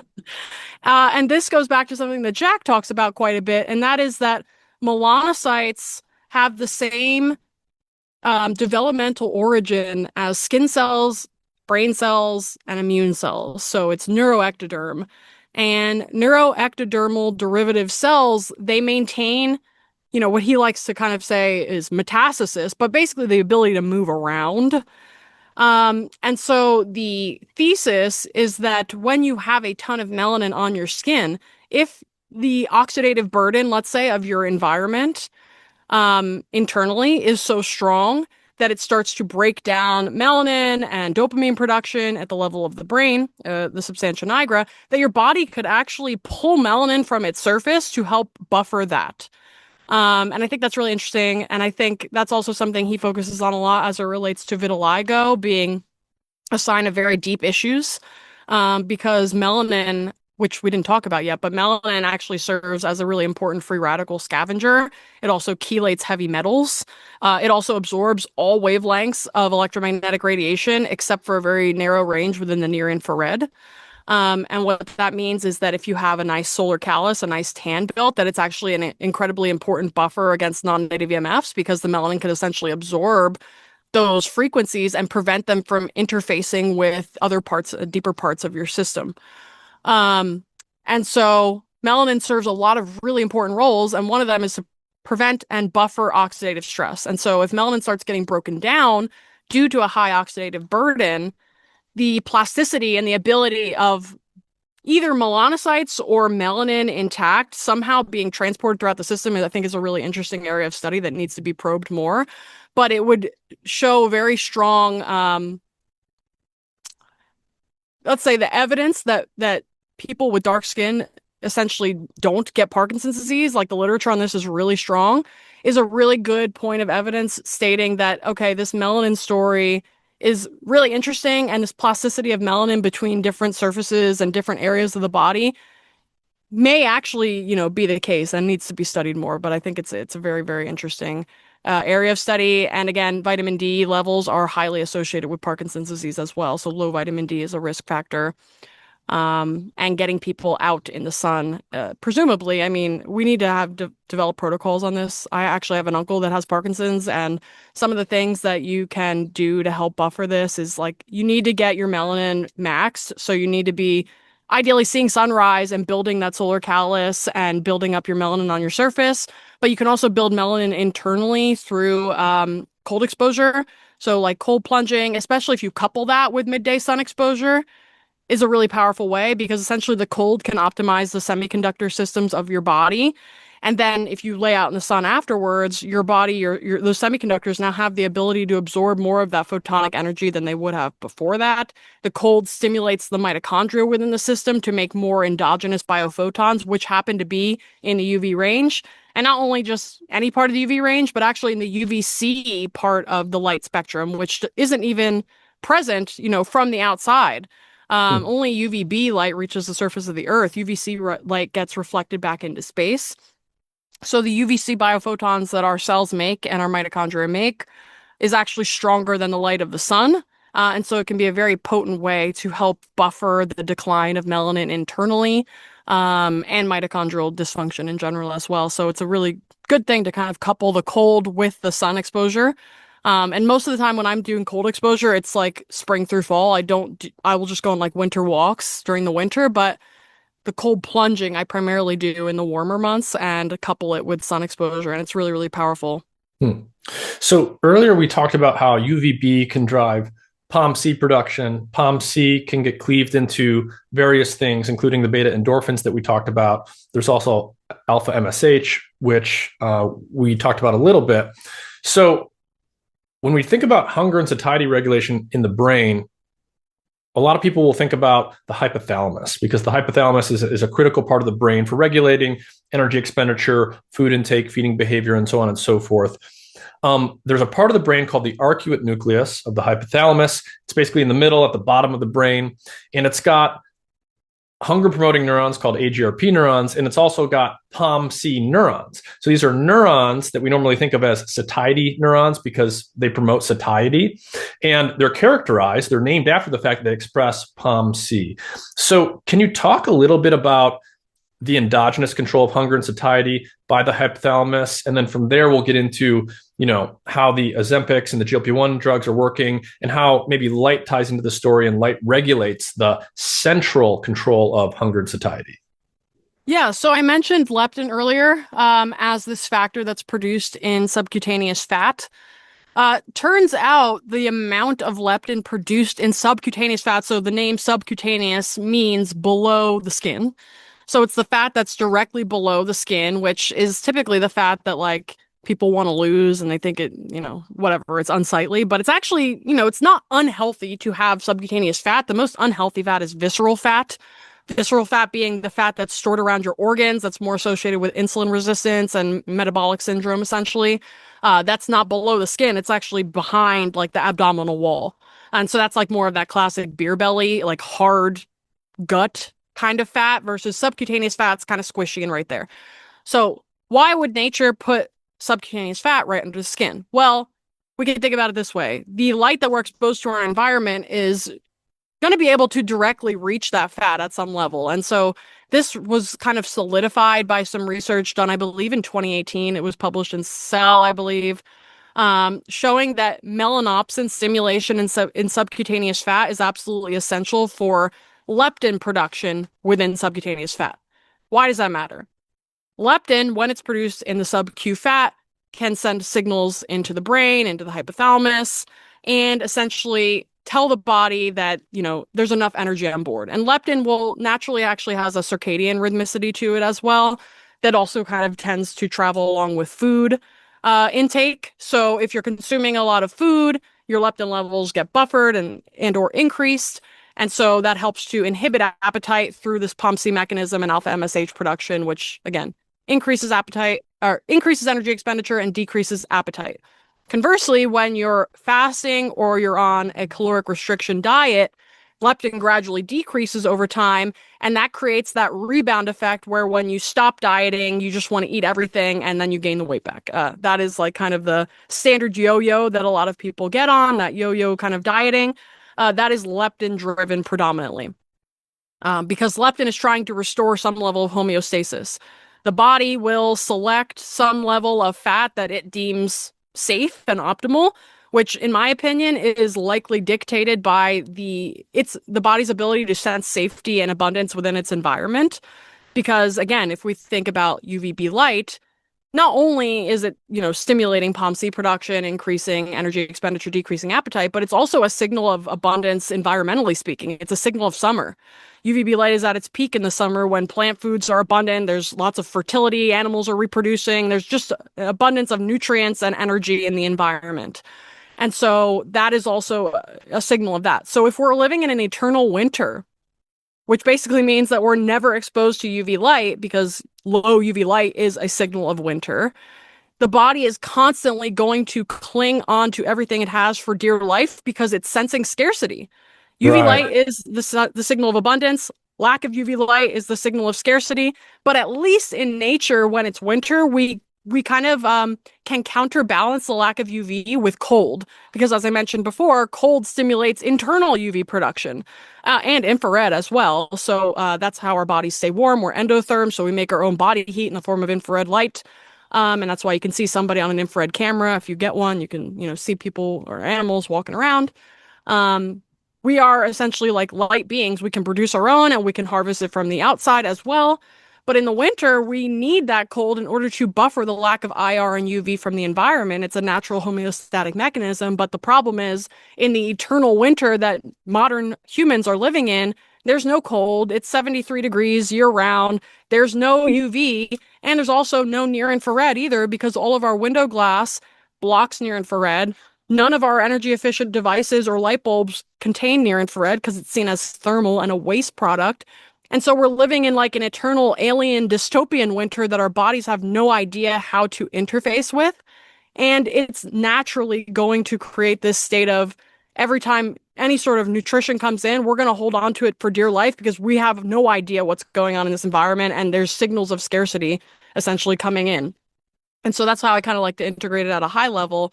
But leptin is a very important part of this pathway. As I mentioned, the leptin melanocortin pathway directly ties into this POMC story and helps to produce POMC. Insulin also activates this kind of leptin melanocortin pathway as well. And of course, you could kind of see why there might be an issue with insulin resistance and leptin resistance because as the names imply, essentially what leptin and insulin resistance are is when your body's producing insulin or producing leptin, but the receptors aren't sending the correct signal into the cellular environment that says, hey, leptin's high or hey, insulin's high, which means, what does that mean? We're not getting the outputs that would then be associated with a higher level of insulin or leptin. And the body essentially thinks it's starving and then needs to double down even more on holding on to what it's got. So it becomes this vicious feed forward cycle that can be intercepted by simply optimizing and creating a more evolutionarily or ancestrally consistent environment in which to live, which basically just means get your butt outside, get your bare feet on the earth, collect the sun, pull shade as needed, eat a seasonal diet, and like your body will essentially take care of the rest. Mm-hmm, mm-hmm. Is there any indication that if people just increase their UV light exposure, their sunlight exposure, that it helps them lose weight and become less metabolically dysfunctional? I can certainly say from a metabolic dysfunction standpoint and a mitochondrial dysfunction standpoint, yes. I don't know if there's been any studies on like increasing midday sun and obesity. I would guess probably not, because I feel like the mainstream medical system is really kind of hamstrung, and like you kind of opened the podcast with, in Canada and in the US as well, like people won't even have their vitamin D levels measured. Yeah. The doctors can't even run it through insurance anymore, and I think that was really since there was one big trial, the name is escaping me right now, that came out a couple of years ago that basically showed when you supplement vitamin D, there's not really, many benefits. And so instead of recommending sun exposure, which would have been the logical thing to do, they now just say, oh, don't even measure it, because what can we do? We can't tell you to go out in the sun. We can't, we've already doubled and tripled down on saying you can't be in the sun. So, we're just going to avoid the issue altogether. So when it comes to metabolic function, I really love highlighting Dr. Glenn Jeffries' study from a couple of years ago. He showed, and this wasn't even with the sun, this was with just a red light panel, that even just 15 minutes of deep red light exposure on the upper back was able to reduce the glucose response to an oral glucose tolerance test by 30%. So that is a very dramatic effect. And you can kind of relate that to eating a high carbohydrate meal. Essentially the glucose response was significantly less.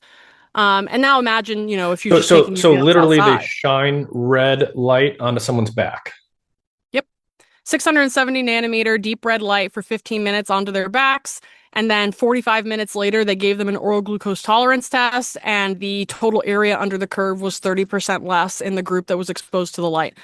And that was just with 670 nanometer light. Obviously, when you're out in the sun, you're getting the full broad range of red and infrared, near infrared, that is helping to stimulate mitochondrial function and clear any excess nutrients from the bloodstream and help to maintain metabolic homeostasis. So yes, we do have evidence at both a more granular level and a more associational level as well, showing that the light in your environment is directly impacting your metabolic status. Conversely, if you put somebody in front of screens in an indoor environment, it naturally raises blood sugar and insulin levels as well. So the body has to work harder to clear glucose, and it also makes more glucose via this cortisol mechanism that we talked about earlier, which directly stimulates glucose production. So gluconeogenesis or glycogenolysis within the liver. But then also kind of creates a bit of peripheral insulin resistance, because when cortisol is acting, it essentially wants to preserve glucose for the brain and less so elsewhere. And so having a cortisol dominant state, which is created from an indoor blue lit environment, is essentially, you're fomenting insulin resistance a bit every day in this environment, and especially when you're sleeping. And there was research published a few years ago showing that even low levels of light in the sleeping environment dramatically increase insulin resistance and fasting insulin and glucose levels the next morning. So imagine, people sleeping with TVs on or, small lights on in their room. They're literally creating a state of metabolic dysfunction every day. And over time that, it manifests into a chronic disease state, essentially. Yeah. One other thing I wanted to ask you about are the effects of light exposure, filtered light exposure, because we often filter light through things like glass. And one thing, there's this thing that gets shared all the time online that I see, and it's a picture of an old man, and he was apparently a truck driver. And so the idea is he spent his whole life, driving this truck. And so the left side of his face was frequently exposed to sun coming through the window of the truck, and the other side of his face, the right side, was not. So different level of exposure to sunlight, but critically, the sunlight is coming through the glass, and the left side of this guy's face is clearly looks worse. It's more wrinkly. It looks older. He's essentially just older on that side of his face compared to the less light exposed right side of his face. And how would you interpret that? So one natural interpretation is, well, the left side of his face was exposed to more sunlight, more oxidative stress, more UV-induced damage. Of course, it aged more. How would you interpret that picture, assuming it's true, assuming we're talking about a guy who's got two sides of his face, very different levels of aging, basically, and one side was getting this filtered light through the glass. How does the light getting filtered through the glass maybe play into this and help you think about it? Yeah, so I always kind of chuckle when people tell me that they have good natural light in their homes, because the implication is that the light coming through the glass is natural, and it is not, as you alluded to. So glass blocks almost all UVB light, about 30% of UVA light, and almost all near infrared light as well. This would be like the standard window glass that we're talking here in cars and homes. So you're getting almost no UVB, you're getting much less UVA, and also not getting the longer wavelength, like red near infrared light. Exactly. So you're getting stuff in the middle, the more like visible wavelengths. Yep. And so you can kind of think about it as you're still getting like 70% of the UVA, which people would generally consider as like more burning rays, I guess, because they penetrate more deeply. But that is coupled with the fact that you're reducing the exposure to the near infrared component, which is extremely important for helping to condition your tissues to be able to receive UV light effectively. Near infrared light penetrates the most deeply out of all the wavelengths of light that we are exposed to in nature and in general. And if you're standing outside, even on a cloudy day, near infrared is able to penetrate through bone, so it can reach to your brain. It can essentially, you can think about the body, and I really like Scott Zimmerman's work on this. If you think about the body as a cylinder, he basically studies human optics and optics in general, that the light, because it's coming in from every angle, is penetrating through every crevice and nook of the system, where it can directly stimulate and support mitochondrial function and bathe those tissues in deuterium-depleted metabolic water as a result of that. So it's hydrating tissues. It's helping to, again, support and buffer mitochondrial functions, so that if you're exposed to shorter wavelength light, there is this counterbalance in place. If you're removing that near-infrared component, again, now you're exposed to this alien set of frequencies that is not interfacing with the system in a productive way and can create harm, which could include accelerated aging and in particular tissue dehydration, which is what you're really seeing when you're seeing extremely wrinkled and like aged skin. Mm-hmm. Got it. So the light that you're exposed to through glass, whether it's in your car or most glass in most homes, like through a window, that is filtering out light on the high end and the low end of the wavelength spectrum. You're filtering out the near infrared light. You're also filtering out most, but not all, of the UV light.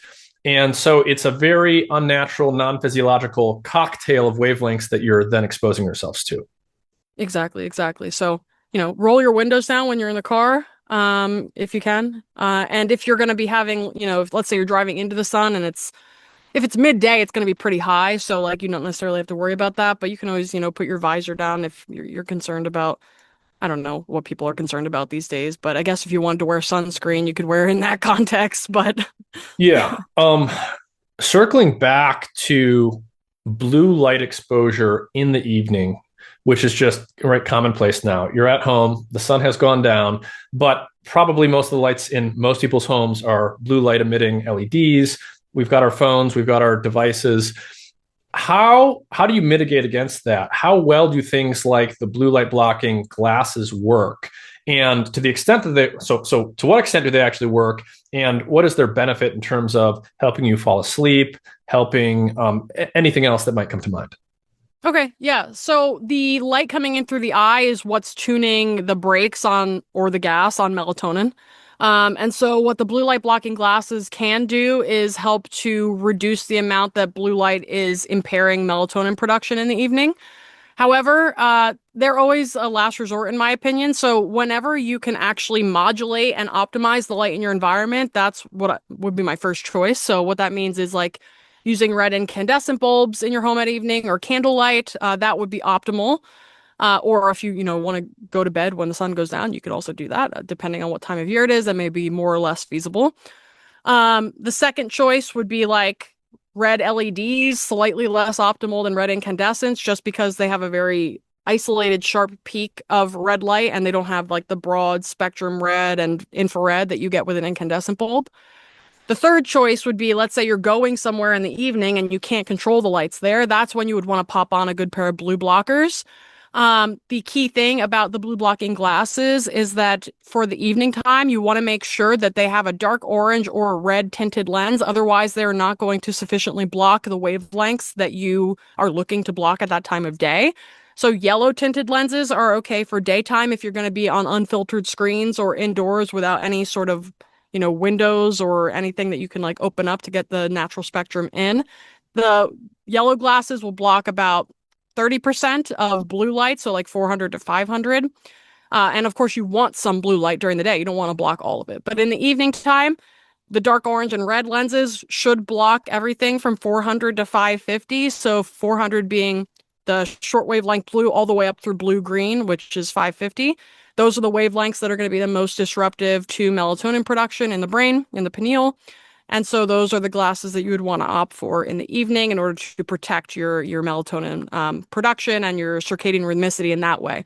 The reason that it's not like my first line of defense is that, again, if we go back to the beginning of our conversation where we talked about how we want to have matching signals coming in through the eyes and the skin, the way to achieve that is to directly modulate the light in our environment and not selectively block the eyes from exposure to something, but also still assaulting the skin to that artificial blue light, for example. So that's kind of like why I have the hierarchy of modulating your light environment. And if you can't do that, then you opt for the glasses. Yeah. Is there anything that you want to reiterate from our discussion today, or any final thoughts you want to leave people with about light in general? Yeah, I mean, I would just say at a high level that although this research and the science can get quite intricate and nuanced and detailed, that really at the end of the day, the take homes are very high level and simple. And furthermore, they're free for the most part. So just literally trying to get outside in the morning, get that natural, ideally sunrise light. But whenever you get up, get that natural light from the sun into your eyes and onto your skin for a period of time. The sicker you are, the more morning light you're going to want to get to help rehabilitate your circadian system and your mitochondria as well. Then midday sun, you're going to want to tune it depending on your skin tone and the latitude and season. And so that you're going to have to like potentially pull shade with midday sun in order to, get enough sun for you. And again, if we're using vitamin D as a biomarker, if you're optimizing between 60 and 80 nanograms per mil through sun exposure alone, you can feel pretty good that you're getting enough sun midday for you, for your specific body and your location and seasonally. Is there anything else I want to say there? Yeah, just that a lot of times, a lot of the wellness and health and biohacking spaces requires buying fancy gadgets, supplements, ... But really, this is just a return to the bare basics. And it honestly will give you the most return on the very small investments that you need to make if you want to buy glasses or get like filters for your computer screens like Iris or F-Lux, or you can also use native filters on your phone and your computer and your TV as well to make them more amber or red in the evening. But very, very small investments to get very, very huge returns on your health and also your ability to think well. Because once you restore a healthy light environment and restore your relationship with nature, your ability to think well will dramatically increase, and that will then apply to every other aspect of your life. You're going to start interrogating your professional job, your work, your relationships, your friendships, like everything will start to become more clear. And my personal experience has been that my connection with like my intuition and my ability to act on that knowledge has skyrocketed since I fell down this rabbit hole, and my entire life has changed in the past 2 years since I found this work. So it's just very, very powerful. Don't underestimate something just because it's free or cheap. It doesn't mean that it's not going to have a huge return. I always just tell people, try it for yourself, give it a few days. And if you don't feel a dramatic difference, I haven't had one person come back to me and tell me they didn't notice something very, very dramatic happen in their life. So I always just say, give it a try and you might find yourself surprised. All right. Well, Dr. Alexis Cowan, thank you very much for your time. Thank you so much for having me. This was fun. I don't even know how long we went.